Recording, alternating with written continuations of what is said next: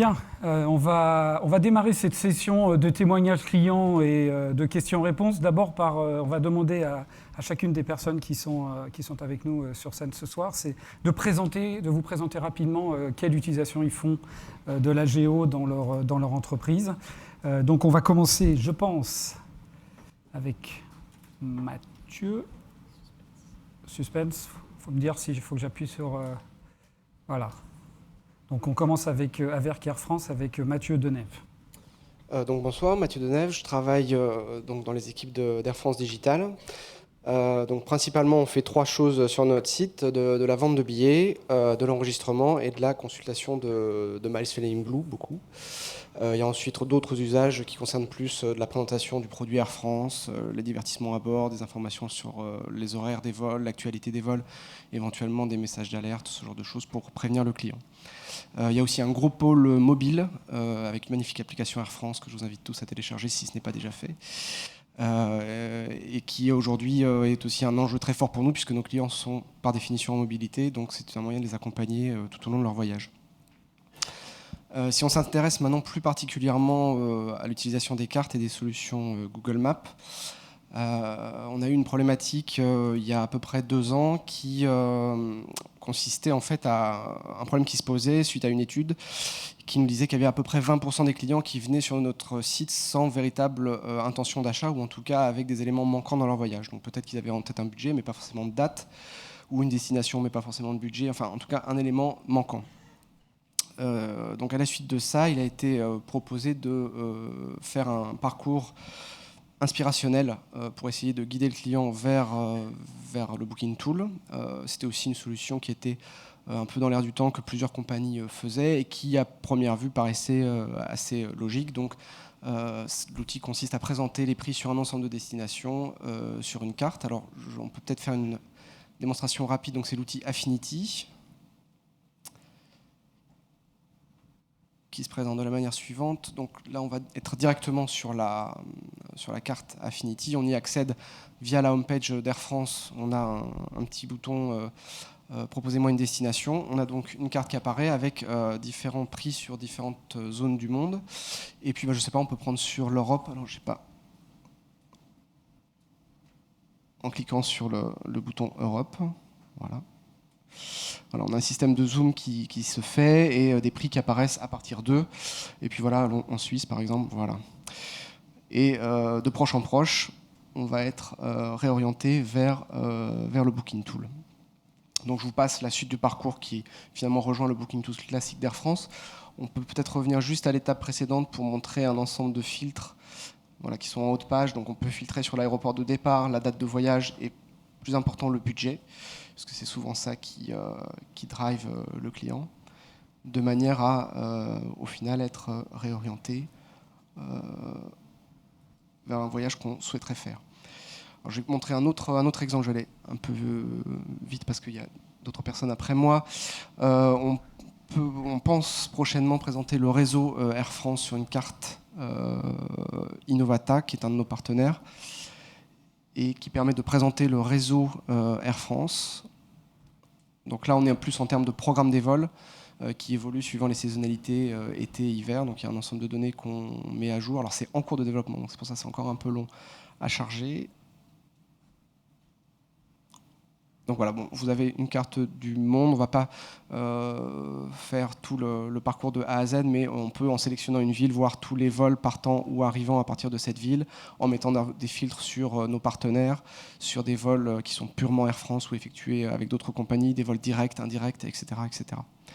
Donc ça devrait être disponible prochainement, certainement d'ici à la fin de l'année. Et avec un lien également vers le Booking Tool. Donc voilà pour nos solutions. On présente aussi nos promotions sur une carte. On va faire la démonstration ici. Et donc finalement, toutes ces cartes font que le comportement client, on le comprend bien. L'attente par rapport à un choix qui ne serait pas encore totalement défini, on le comprend. Mais néanmoins, les résultats ont été un petit peu en deçà de nos espérances sur les solutions qui sont présentées. Sachant qu'il y a un gros bémol à apporter à ça, c'est que le parcours du client, il est rarement linéaire. On estime entre le moment où un client vient pour la première fois sur le site et le moment où il va effectivement faire son achat, on estime qu'il fait 3 passages sur le site. Donc effectivement, il peut très bien avoir vu un prix sur notre outil Affinity et puis venir l'acheter plus tard en passant par un autre chemin ou une autre porte d'entrée sur notre site Air France. Donc il faut toujours, en termes de visite, la page est quand même assez bien consultée. En termes de résultats purs et en taux de conversion, on est un petit peu en deçà de ce à quoi on se fixe comme objectif. Mais on y reviendra peut-être plus tard sur les pistes d'amélioration. Merci beaucoup Mathieu. Francis, on passe à Blablacar. Bonjour, donc je m'appelle Francis Nappé, je suis cofondateur et CTO de Blablacar. Alors je vais commencer par la petite question de est-ce que parmi vous, il y en a qui utilisent Blablacar ? Ouais, si, c'est pas mal. Alors pour les autres, c'est bien parce que du coup, au moins vous saurez de quoi on parle. Allons-y. Merci. Donc, en fait, nous, on est parti du constat que voyager, ça coûtait de l'argent et qu'on pouvait optimiser ça. Donc, on a monté une plateforme de covoiturage longue distance qui permet pour les conducteurs de publier leur trajet et pour les passagers de venir réserver des places dans ces voitures disponibles. L'idée étant de se rapprocher d'une part d'une expérience d'un site de voyage comme celui dont on vient de parler et d'autre part un moteur de recherche technique d'une certaine manière pour mouliner la donnée. Donc ça c'est notre croissance sur ces dernières années, sachant qu'on a démarré en 2009 et qu'aujourd'hui on en est à 7 millions de membres implantés sur l'Europe. La répartition est sur les différents pays européens maintenant. On vient d'ouvrir la Russie et maintenant on va s'intéresser à d'autres territoires. On transporte plus d'1 million de passagers maintenant par mois grâce à notre service. Juste pour faire un petit retour sur ce qui s'est passé, nous, ces dernières années, puisqu'on est encore une start-up récente, on va dire. En 2009, on a pris notre premier employé, sachant que nous, en tant que fondateurs, on était dessus depuis 2-3 ans. En 2009, on a réellement commencé à avancer avec un premier employé. 2010, une étape importante, c'est première levée de fonds avec Isaïe, qui nous a aidé d'une part à prouver qu'il y avait un marché et deux, qu'on pouvait le prendre. Et en 2011, on a commencé à monétiser, c'est-à-dire à faire en sorte que les transactions financières passent sur le site. En 2012, grosse étape aussi au niveau recrutement et on a fait une levée de fonds avec Accel, qui est un fonds américain qui est très intéressant pour nous, surtout pour la vision internationale, parce qu'en parallèle de faire évoluer le site et la monétisation, on a considérablement avancé sur la partie internationale. 2013, on continue l'international et on recrute 65 personnes en une année. On fait x3 sur les effectifs et 2014, c'est encore bien parti pour faire la même chose, puisqu'on est maintenant 130, dont une centaine de personnes basées à Paris et les autres sont basées dans les différents pays. Voilà, merci. Merci. Bon. Qu'est-ce que voulait dire en bas de l'écran le footprint ? En fait, c'est l'empreinte, c'est le nombre de personnes adressables dans les pays dans lesquels on est implanté. C'est qui peut utiliser notre service. C'est votre marché adressable. Ouais. D'accord. Merci beaucoup, Francis. On va passer à Nicolas de Bouygues Télécom pour nous décrire l'expérience Bouygues. Donc oui, Nicolas Barthelet, donc je suis responsable maîtrise d'œuvre chez Bouygues Télécom. Donc je vais vous raconter un peu ce qui nous a amené à utiliser les solutions Google. Donc ça remonte à l'année dernière. Donc depuis 3 ans, Bouygues Télécom se préparait. On avait fait un certain nombre de choix technologiques qui nous ont permis, grâce à une décision de l'autorité de régulation, d'ouvrir au 1er octobre, c'était une date qui nous a été imposée, un réseau avec une couverture quasiment nationale, enfin avec des implantations partout en France. Donc moi, je suis responsable de 2 choses, de produire ces cartes de couverture et de les publier. Donc on avait un site qui publiait les cartes de couverture, mais qui était assez peu fréquenté avant l'apparition de la 4G. Et donc on l'avait un peu tuné, on avait augmenté l'infrastructure, mais le 26 août, je ne me souviens plus exactement de la date, il y a eu le démarrage du plan communication avec un premier post Facebook avec un lien direct sur la page. Là, on sentait que l'infrastructure a commencé à trembler et qu'on n'allait pas forcément pouvoir tenir la deadline qui était 1er octobre avec à 20h40, 4 minutes en direct sur TF1 pour le lancement de la 4G de Bouygues Telecom. Donc à partir de là, on avait plusieurs choix. Essayer d'augmenter notre infrastructure interne, ce qui, vu les délais, à peu près 1 mois, était très court. Et donc, on est allé chercher sur du cloud, notamment pour des questions de montée en charge, d'absorption des pics de charge. Voilà. Donc, c'est une des premières raisons qui nous a fait choisir donc, Google Maps Engine, qui est donc, la partie professionnelle d'un des outils qui a été présenté tout à l'heure, qui permet de construire ces cartes. Donc, c'est un outil qui permet d'intégrer sa propre donnée dans l'infrastructure cloud de Google et donc de l'afficher derrière. Donc notre propre donnée, bien sûr, c'est quoi? C'est notre carte de couverture 2G, 3G, 4G, à 5 mètres près dans la plupart des grandes villes françaises. Donc le premier choix, c'était ça, c'était la montée en charge. On a été plutôt... le fait que Google Maps puisse prendre 2 millions de requêtes par jour, c'est vrai que ça donne plutôt confiance.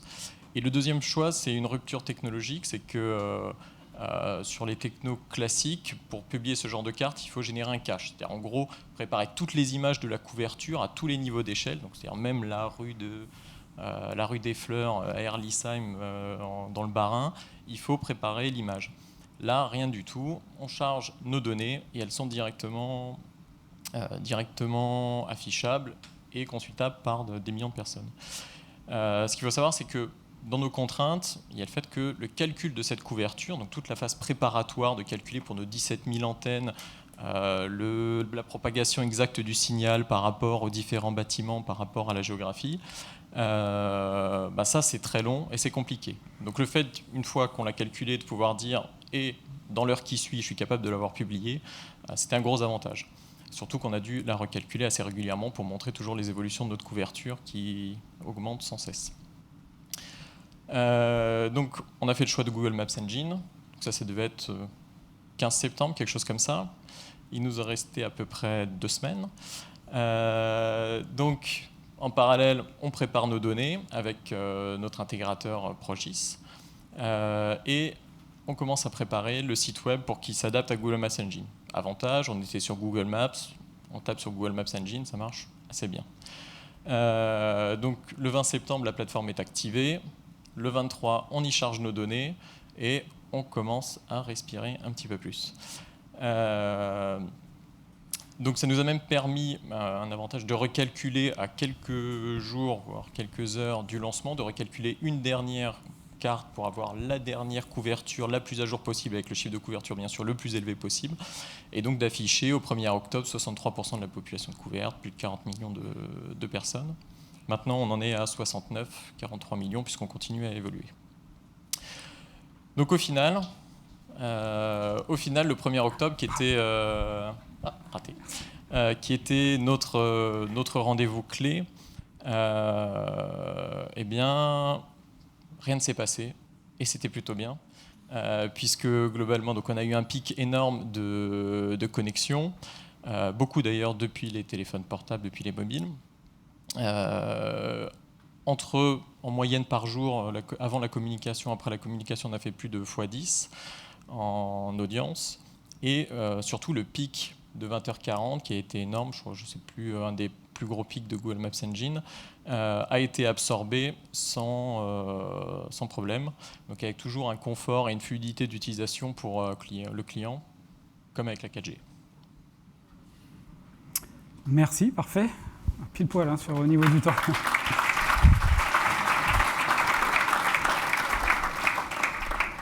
Mathieu, je reviens vers vous. Vous nous avez parlé donc de l'utilisation aujourd'hui de Google Maps. Qu'est-ce qu'un usager de votre site peut faire de Google Maps? À quoi vous pensez pour les prochains projets autour de la carto? Qu'est-ce que vous pouvez faire de plus? Alors, on a beaucoup de choses en tête. Donc, comme je disais tout à l'heure, sur les résultats actuels, on est moyennement satisfait. On a aussi des échos d'autres compagnies aériennes qui utilisent les cartes comme moyen d'accès au Booking Tool. Je pense notamment à toutes les solutions tablettes, parce que c'est vrai que c'est très intuitif. On se dit, tiens, on va mettre un globe et la personne va pouvoir scroller dessus et puis choisir directement une destination. Mais c'est vrai que les échos qu'on a sont moyen, c'est-à-dire que c'est pas un outil de conversion très fort. Alors pour autant, il y a plein de pistes aujourd'hui qui n'ont pas encore été explorées et qui nous laissent à penser que de toute façon l'idée est bonne et qu'il faut juste bien adapter cette innovation finalement aux besoins du client. Et le client chez Air France, il est très très varié parce qu'il y a des gens qui cherchent du long courrier, donc plutôt pour des séjours longs, il y a des gens qui cherchent du moyen courrier pour des séjours escapades du week-end, il y a des Français, il y a des étrangers. Donc l'axe qu'on essaye d'avoir aujourd'hui, c'est effectivement repartir du client et de son besoin. Donc vous avez vu l'interface tout à l'heure, elle n'est pas forcément très sexy glamour, il y a pas mal de choses qu'on pourrait faire sur les templates, sur les layouts. Sur le wording, aujourd'hui on dit proposez-moi une destination alors qu'en fait le client souvent il cherche un prix. Il faut certainement changer le wording pour être plus orienté prix. Il y a d'autres choses auxquelles on pense, notamment sur tout ce qui est landing page. Aujourd'hui, si on va sur Google et qu'on tape vol pas cher Air France, on ne va pas avoir une page qui nous propose des prix directement. On pourrait mettre cet outil Affinity directement sur les landing pages. Donc ça, c'est les projets court terme pour vraiment redynamiser le produit. Je pense aussi par exemple à essayer d'avoir un centrage de la carte spécifique par marché. Aujourd'hui, on propose la même map monde pour un client français et pour un client étranger. Le français va peut-être pas forcément chercher la même chose qu'un étranger, surtout s'il est en mode escapade du week-end. On pourrait très bien proposer centrer la carte sur l'Europe uniquement. Ça, c'est les solutions très court terme. Pour le plus long terme, on a d'autres idées, notamment pour les clients Flying Blue, essayer de présenter sur une carte l'éventail des destinations possibles en fonction de leur compte de miles. En fonction de leur compte de miles. Ok, merci beaucoup. Francis, je reviens vers vous sur Blablacar. La première question, c'est vu la croissance exponentielle de votre start-up, quels sont les critères de développement d'une telle place de marché ? Alors les critères de développement, ils sont multiples. Je pense qu'il y en a deux principaux qui étaient pour nous des challenges. C'était créer la communauté de confiance et donner tous les indicateurs de confiance à nos membres pour qu'ils puissent voyager ensemble. Ça, c'est primordial. Et forcément, le deuxième, c'est la plateforme qui accueille ces données et qui les expose. Il faut qu'elle tienne la charge d'une part et que les données soient fiables. Donc, en ce qui concerne la data géo, pour faire le focus avec Google Maps, l'idée c'était d'être certain d'avoir la même data entre le conducteur et le passager pour être sûr qu'ils parlent de la même chose. Si on rate son départ pour une mauvaise data, c'est quand même une mauvaise expérience. Donc l'idée c'était d'être sûr qu'on parle bien de la même chose côté conducteur et côté passager. Et ça, c'est arrivé grâce à l'accessibilité de la donnée Google Maps, l'API est extrêmement simple à utiliser. Et à la granularité de la donnée. C'est-à-dire, aujourd'hui, quand on ouvre un nouveau pays, on ne se pose pas la question de savoir si on va avoir la donnée géo ou pas. Peut-être qu'il y en a parmi vous qui comprennent ce que je veux dire. C'est vraiment diablement efficace de savoir que la donnée est disponible quel que soit le pays dans lequel on se lance. On l'a vu un peu tout à l'heure avec Ed, je crois. Personne, la couverture. En fait, c'est exactement ça qu'on rencontre. Nous, il faut absolument que quand on arrive dans un pays, on ait toute la data géo nécessaire. Donc c'est ça qu'on apprécie dans Google Maps. D'accord. Est-ce que l'aspect mobile aussi est une partie importante pour vos utilisateurs, c'est-à-dire qu'ils vont sur le site web mais depuis leur smartphone ? Alors l'expérience utilisateur présente la carte assez tard finalement. Donc en fait l'idée c'est plutôt là, nous le traitement qu'on opère sur le back-end sur la data géo qui est plus important que ce qui se passe sur le front-end. Parce qu'en fait, le front-end, c'est on présente des points dans une carte que l'utilisateur a saisi il y a quelques temps, etc. Donc en fait, c'est juste ressortir une information pour la mettre sur une carte. Alors qu'en fait, le moteur de recherche, par exemple, qui lui traite la donnée qui arrive en temps réel, il a plutôt intérêt à avoir de la donnée fiable. Donc en fait, nous, on a 80% d'enjeux sur le traitement de la data géo brute, transformer ce que l'utilisateur saisit en une info fiable et qu'on retransmette bien la même chose aux passagers et qu'ils se comprennent bien entre par exemple un conducteur allemand et un passager français. Il faut qu'ils parlent bien à Aaron par exemple, c'est Aix-la-Chapelle, etc. Donc c'est peut-être des notions subtiles mais en fait ça fait tout le sens de notre site de mise en relation. D'accord. J'ai encore une question. Est-ce que vous avez considéré à utiliser des points d'intérêt particuliers ? Est-ce que ça présente un intérêt dans le cadre du covoiturage ? Je pense notamment à Places API. Alors, effectivement, Places, on est au tout début. Ce qui se passe avec Plessis, c'est qu'effectivement, on peut saisir nos propres points, nos propres POI en fait, dans Plessis, pour qu'ils ressortent après dans l'autocomplete Plessis, dans toutes les appels de données qu'on fait derrière. Donc ça, c'est un énorme intérêt parce qu'il y a des lieux communs de rencontres pour ceux qui font du covoiturage. La station Total à Porte d'Orléans est célèbre, je pense. Ou Porte de Saint-Cloud, etc. Il y a des endroits comme ça qui sont des endroits évidents, et puis il y en a d'autres qui le sont moins, peut-être. Il y a des aires de covoiturage en province qui se développent énormément. Il y en a 2500 en France, je crois, quelque chose comme ça. Et donc ça, c'est pas encore dans les habitudes. On pourrait promouvoir l'usage de ces lieux physiques au travers de ce qu'on pourrait saisir dans Google Place API. D'accord. Merci. Nicolas, je reviens vers vous sur la partie Bouygues Télécom. Donc vous avez présenté cette carte de couverture qui permet à un internaute de savoir si sa zone géographique est couverte par quel type de réseau, etc. Quel type d'autres utilisations vous pouvez avoir en tête, en projet, ou des services additionnels sur ce site web? Alors aujourd'hui, on continue déjà de faire vivre ces cartes. Là, on va bientôt intégrer la 4G+. Mais derrière, c'est surtout les API qu'on commence à utiliser. Donc notamment un service qui devrait arriver très bientôt, qui permet, quand l'utilisateur, client ou pas client, donne un point en France, de lui dire déjà s'il va être couvert ou pas couvert, et de lui donner, de retrouver grâce à Google Maps Engine les différentes antennes qui environnent ce point-là, et d'essayer de retrouver est-ce qu'il y a des incidents en cours ou des problèmes réseau en cours à cet endroit-là. Donc, ce qui permet à l'utilisateur de savoir directement si c'est normal qu'il ait un problème, et du coup derrière de le remonter ou pas au service client, et du coup plutôt ou pas pour essayer de faire baisser les appels au service client.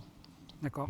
Et à moyen terme, est-ce que vous avez d'autres innovations en tête Alors après, à moyen terme, donc là c'est plus, on s'intéresse plutôt à l'accès mobile, alors là plutôt en interne.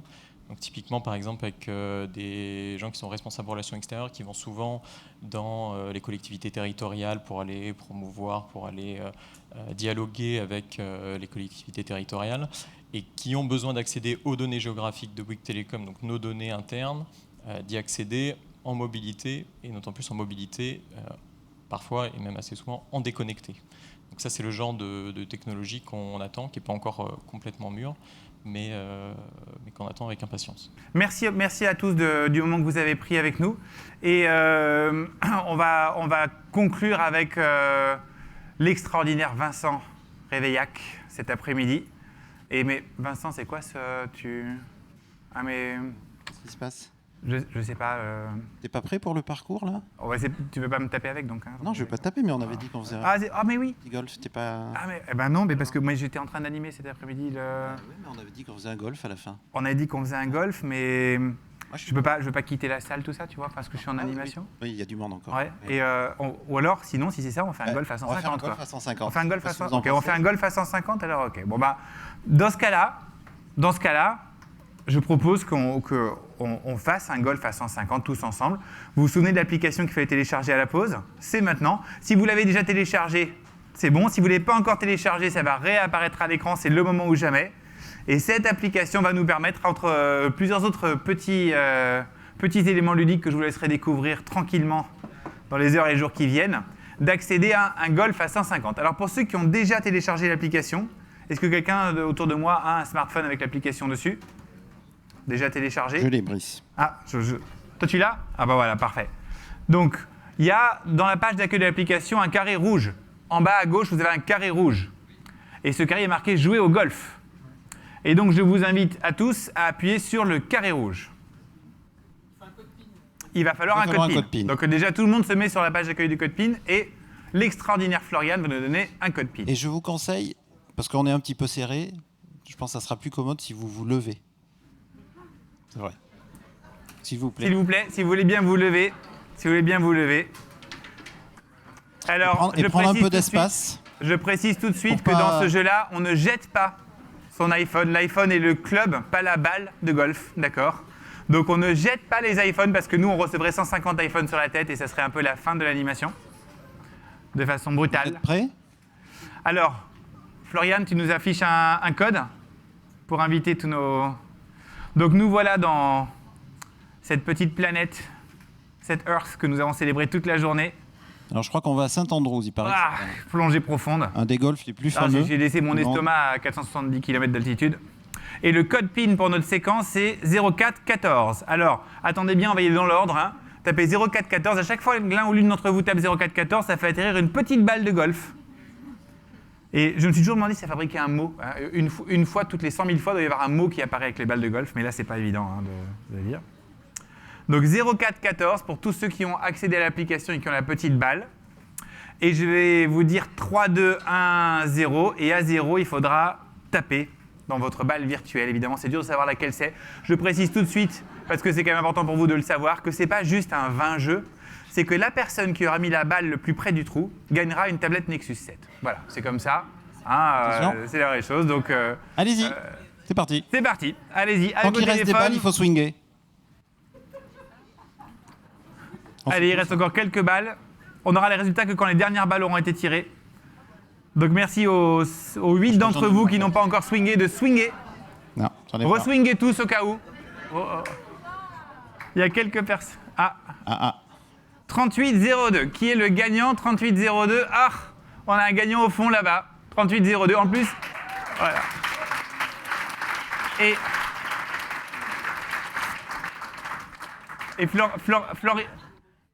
Florian, tu as une tablette à remettre venez quand même, on connaît... Eh bien oui, c'est la dure loi des vainqueurs, de devoir apparaître sur leur podium. Et en plus, je trouve que c'est vraiment justice que ce soit vous qui le gagnez, parce que vous êtes un de nos live tweeters de la journée, qui avait été très actif. Je crois que je vous ai retweeté tout à l'heure à la pause. Et donc, si je peux me permettre, depuis la régie, on était en train de rigoler parce qu'il jouait vraiment au golf avec son téléphone. C'est-à-dire qu'il avait mis les 10 doigts avec les deux doigts liés, la position. Vraiment un vrai golfeur professionnel. Il a entendu Jean-François Clairvoy, le professionnalisme, répété des milliers de fois, ça paye. À la fin, on finit par l'emporter. Donc voilà, Nexus 7. Bravo. Arnaud. Et merci à tous les participants.